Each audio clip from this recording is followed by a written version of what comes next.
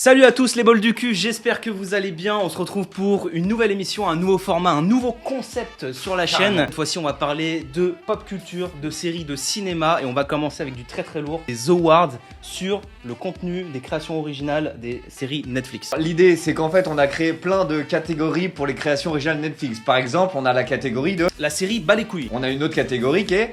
On a une autre série qui est... La série surcotée. La série sous-cotée, la série qu'on vous conseille, la série coup de cœur, la série qu'on ne vous conseille pas, la série la plus claquée au sol. Bref, toutes ces catégories-là. Et l'idée, c'est de choisir dans le répertoire de Netflix et vous donner nos conseils, nos recommandations. Voilà, c'est déjà un petit premier jet dans cette nouvelle émission. Du coup, moi, ce que je peux conseiller aux gens, c'est qu'ils s'installent dans la zone. Et on est prêt à chiller. Bienvenue à tous dans la chill zone.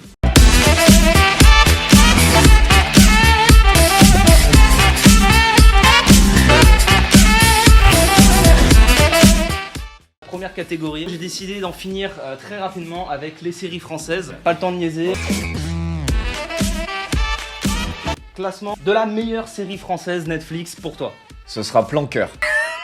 Il y en avait 3 sur lesquels j'hésitais, mais j'ai décidé de mettre quand même La Révolution. Tu parles de la série qui a été annulée? Vas-y, je commence par tes arguments pour La Révolution. C'est une série qui n'est pas du tout historique, c'est vraiment une série qui est uchronique, donc qui se base sur des faits réels. On va dire que ça a été un petit peu réinventé, c'est ce qui aurait été caché dans la réelle histoire. Ce que j'aime en fait avec cette série, moi, il y a une super photographie, des effets spéciaux, c'est plutôt joli, des acteurs qui sont plutôt bons, ça a amené à une belle histoire. En plus c'était décomposé en 3 chapitres, donc 1787, on avait 1788 pour la saison 2 techniquement, et 1789. Tu l'as vu la série? Ouais, j'ai trouvé ça à chier. Alors moi j'ai mis Plan Cœur, j'ai pas regardé cette série parce que tout le monde m'a dit que c'était de la merde. Je sais que beaucoup de nos viewers sont des nanas et voilà, je voulais simplement me mettre un petit peu de leur côté. Mais du coup on peut parler de la pire série française maintenant. Parce que du coup j'ai mis Plan Cœur. Comme ça au moins c'est réglé, t'as tout dit, j'ai même pas besoin de débattre. La pire série, j'ai mis Grégory. Ça m'a pas du tout intéressé parce que je connaissais la fin. Le gosse il le noie. Du coup, pire série française de Netflix. Donc cette fois on va parler un petit peu de quelque chose de plus joyeux, un petit peu plus stylé, un petit peu plus artistique. Ouais. Le générique. Moi j'ai choisi Narcos. Voilà, pour ma passion pour la cocaïne essentiellement. Moi j'ai choisi La Casa de Papel, la passion pour moi pour les braquages. Et l'argent. J'étais en train de penser à la musique de générique. Tout de suite La Casa de Papel m'est venue quoi. Vous noterez que mon frère n'aime pas les belles choses.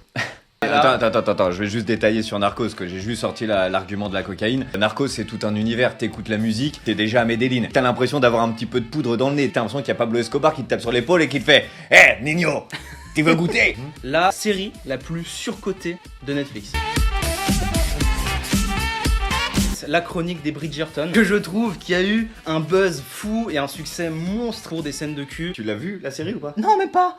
Ma série surcotée, ça va rendre fou certains, c'est The Witcher. On te l'annonçait comme le nouveau Game of Thrones, on t'annonçait du budget, on t'annonçait un casting de fou, on t'annonçait un univers de fou. Pour tous ceux qui ont joué sur les jeux vidéo, ça devait être un truc de malade The Witcher.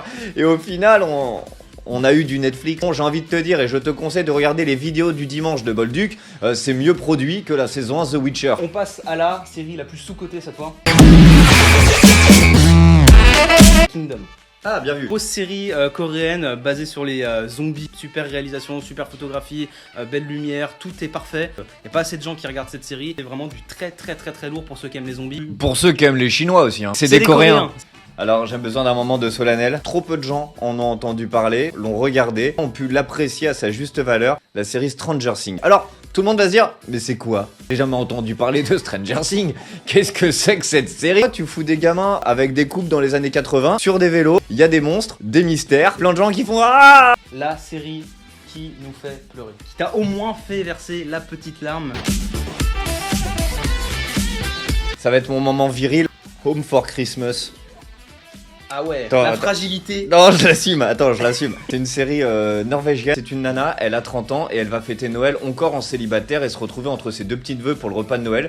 C'est une série familiale, c'est une comédie romantique pour personnes excessivement fragiles. Mais l'amour dans cette famille fait que moi, ça m'a bouleversé, étant donné que moi, je n'ai pas de famille. Je suis né sans parents. T'as pas de frère. Les bons sentiments, voilà, ça me touche. Voilà, les bons sentiments, ça me fait du bien. Il y a 2 saisons qui sont disponibles sur Netflix, une série très Noël. Rien que Joyeux Noël en norvégien, ça se dit Gouyoul. Gouyoul, Gouyoul. Gouyoul à tous. La série qui m'a fait verser la larme, ça serait 13 Reasons Why pour la mort d'un personnage qui m'a littéralement brisé. Là, est-ce qu'on peut dire à nos viewers que tu es en train de spoiler? Ah, Gouyoul, la meilleure série d'animation sur Netflix. On pourrait être d'accord. Ça va être quasiment la première fois que je vais être premier degré dans cette vidéo, mais pour la meilleure série d'animation en création originale Netflix, j'ai envie de mettre en avant la petite série Vermine.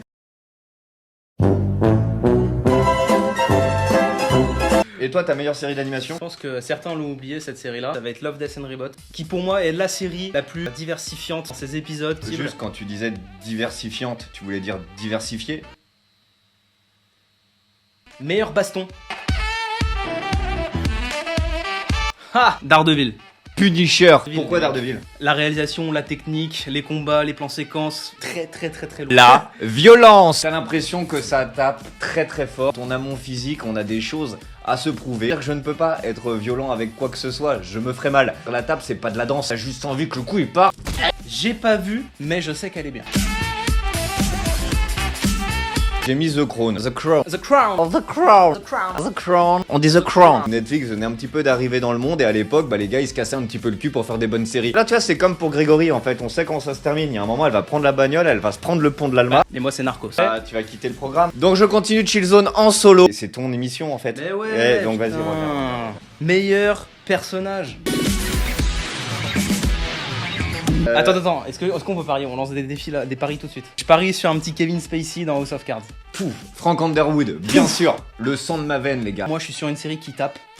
Peaky Blinders avec Cillian Murphy. Peaky Blinders n'est pas une série Netflix. Catégorie suivante.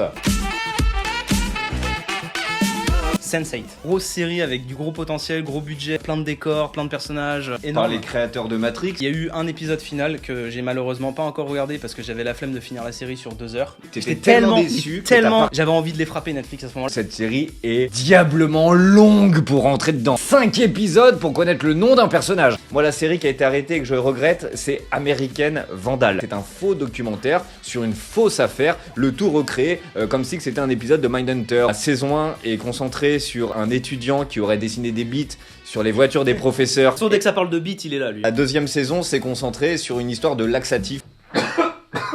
Dès que je parle de laxatif, ouais, je vois tout. ça. Prochaine catégorie, Marie. Et ma série coup de cœur, c'est Love Sick. C'est un mec qui un jour va chez le docteur, lui diagnostique une petite maladie vénérienne. Ça m'a fait penser à toi. C'est un prétexte pour revoir ses ex, se poser des questions. En ce moment, on est confiné, t'es chez toi à 18h, tu retrouves ta petite bande de potes. Love Sick, que je vous conseille très chaudement, si ce n'est la série que je recommande le plus de tout ce top de cette première vidéo. Oh, il est sensible. Trop de fragilité. Moi, la série coup de cœur, ça va être une série qui sera assez récente et je pense que d'ailleurs, on va être assez d'accord. C'est Tribes of Europa. À l'heure où on enregistre cette émission, à l'heure où on enregistre cette vidéo, je l'ai regardée hier. On appelle ça avoir du recul. Coup de cœur. Tu peux nous la pitcher en 2 phrases? Game of Thrones et The Andred. Pas du tout. Peut-être. La catégorie, cette fois-ci, on y vient. Bas les couilles, sans bas les couilles. Destin. La saga Wings. Déjà, tu me mets des fées sans ailes. Pour moi, ça n'a pas d'intérêt. Quand tu dis tu me mets des fées sans ailes, est-ce que c'est quelqu'un qui fait des faits, qui fait et il n'y a pas de... La plus bas les couilles pour moi du catalogue Netflix, c'est Huge in France avec Gad Elmaleh. Et on suit les pérégrinations comme ça d'un artiste de show business mondialement connu. C'est mal écrit, c'est mal joué. Même Gad Elmaleh se double mal. J'aurais pu mettre Huge in France dans la pire série française Netflix. Même à côté Révolution, c'est Game of Thrones. À fuir. On va passer cette fois-ci au meilleur casting. J'annonce, je pose les bases, Ozark. Je pense que d'ailleurs elle est sous-cotée parce que les gens ont vu Breaking Bad avant et Narcos avant. Mais quand tu regardes Ozark, c'est tellement bien. L'argument de Morgan pour regarder Ozark, c'était tellement bien. Pour moi, le meilleur casting des créations originales Netflix, eh bien ça va être tout simplement Orange is the New Black. Pourquoi? Parce que tout ce casting est fait de comédiennes, d'actrices extrêmement touchantes au fil des saisons. On rit, on pleure avec elles, exclusivement féminin. Et dans cette période de féminisme 2.0 où j'ai envie de faire du clic, où j'ai envie de faire des vues, où j'ai envie de faire de l'abonnement, eh ben j'ai envie de mettre en avant des femmes. Voilà, c'est de la récupération tout simplement. J'ai aucune honnêteté dans mes réponses. On va peut-être couper ça au montage. On arrive sur les 2 dernières catégories. La meilleure série ever sur Netflix. Donne ta série, je te cale derrière. Peaky Blinders. C'est-à-dire que la meilleure série pour toi Netflix n'est pas une série Netflix. J'ai pas trouvé. T'as l'air d'un con, et je vais rejoindre un petit peu ce que tu dis, puisque moi celle que j'ai choisie, eh ben, c'est tout simplement la toute première série Netflix. Et j'ai mis House of Cards comme meilleure série, que ce soit au niveau de l'acting, du scénario, des dialogues, de la réalisation. David Fincher, hein, quand même. Netflix à ce moment-là, il n'était personne, et du coup l'idée c'était de faire des excellentes séries. C'était premium, 200 millions d'abonnés, ils se font plus chier. Première série Netflix, tu as House of Cards, tu as Orange is the New Black, tu as The Crown. Est-ce que sur les 4 dernières années, il y a une série qui est sortie de la qualité des 3 que je viens de vous citer? On peut même rajouter Stranger Things aussi, qui est une série de première génération. Netflix cherche à faire du fric, il y a une baisse de qualité, il y a une baisse de moyens, ça se voit dans les décors, ça se voit dans la réalisation. On est à l'abattoir. C'est fini. Pour parler maintenant de la pire série Netflix, et là je pense qu'on va continuer dans l'abattage. Je vais pas en dire des tonnes, puisque pour le coup, il n'y a pas forcément grand chose à dire. Ça va être la série norvégienne Ragnarok. Ragnarok, c'est une série qui annonce du lourd, du badass, de la mythologie. Pour moi, ça se tape, c'est du viking, ça va être hardcore, on se tape des fragiles. On va se prendre des associations sur la gueule. Y a rien qui va au niveau des personnages, du casting, des musiques, avec le décor qui passe et encore. Netflix ne fait plus que des séries pour la jeune audience, avec des scénarios pour la jeune audience. Le but, c'est de fidéliser cette jeune audience. Moi, ma série la plus claquée, même moi, hein, d'un certain point de vue, je ne suis pas d'accord avec moi sur ce choix. Lupin. Quelques jours qui ont suivi la sortie de la série avec Omar Sy, qu'on venait de refaire Breaking Bad. On venait d'avoir une série d'une qualité tellement waouh.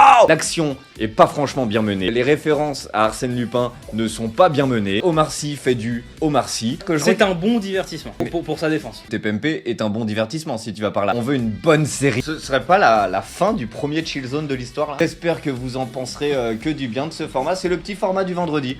Les shots, c'est tous les matins à 7h du lundi au jeudi. Et le vendredi, c'est la petite gourmandise. Pour petit plaisir. Les petits bols du cul, n'hésitez pas évidemment à lâcher un petit pouce bleu en bas de la vidéo, à partager la vidéo, à lâcher des commentaires, des trucs de fou vraiment. On va vous donner toutes les catégories hein, en description. Répondez et comme ça on verra si vous êtes digne. On n'a pas le temps de niaiser. Bolduc, ça fait bientôt 1 mois maintenant que ça existe. L'idée c'est de communier. On fera des lives bientôt, on fera d'autres choses. On a plein de projets en vrai, on a plein de projets.